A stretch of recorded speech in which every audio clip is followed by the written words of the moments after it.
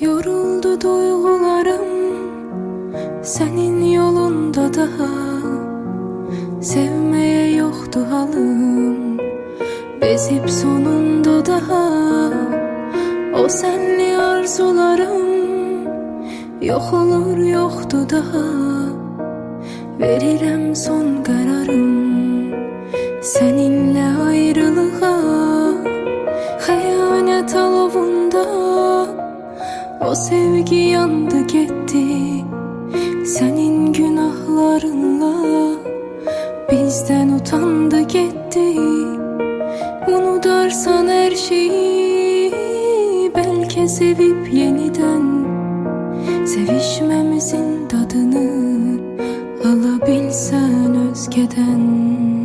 Bu soyuq akşamlar senden soyuyor kalbim. Ya da düşse de öten anlar seni yüreğimden sildim. Bu soyuq akşamlar senden soyuyor kalbim. Ya da düşse de öten anlar seni yüreğimden sildim.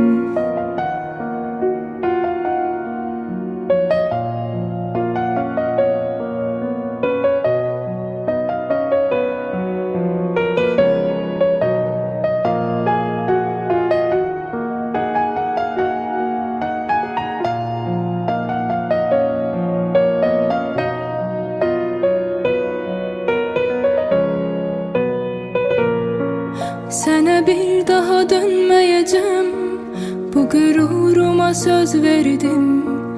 Arasan bile dinmeyeceğim, sükutunla gider derdim. Seni affedebilmez yürek, daha kalmadı hiç değerin. Zaman her şeyi halledecek, bir başkası tutar yerin.